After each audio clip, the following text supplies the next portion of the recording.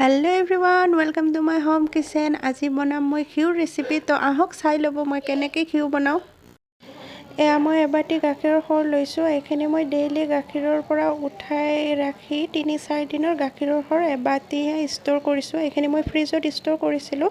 আপোনালোকে বেছিকৈ ঘিউ বনাব বিচাৰিলে বেছিকৈ সৰ ষ্ট'ৰ কৰিব, তেতিয়া ঘিউ বেছি হ'ব। এতিয়া মই গেছত কেৰাহী গৰম দিলোঁ। কেৰাহী গৰম হৈছে। এতিয়া ইয়াত সৰখিনি দি দিছোঁ আৰু এইখিনি মই লৰাই থাকিম। গেছৰ ফ্লেম ল' ৰাখি লৰাই থাকিব। এয়া দেখিছেনে ঘিউ বিৰিঙি উঠিছে।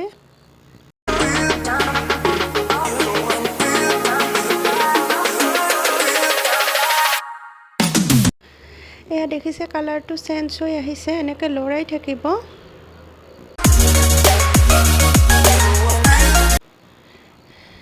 এফালে হৈ গৈছে, এতিয়া ৰঙা হৈ গৈছে। এতিয়া মই গেছ অফ কৰি দিছোঁ আৰু এইখিনি ঠাণ্ডা হ'বলৈ দিম।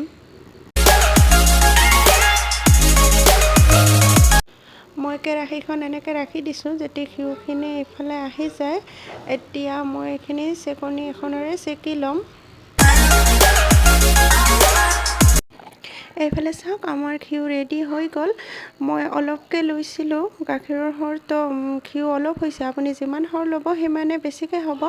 আৰু প্লিজ আপোনালোকেও ট্ৰাই কৰিব। আৰু ভিডিঅ'টো যদি ভাল লাগিলে তেতিয়াহ'লে লাইক, শ্বেয়াৰ এণ্ড ছাবস্ক্ৰাইব কৰি দিব।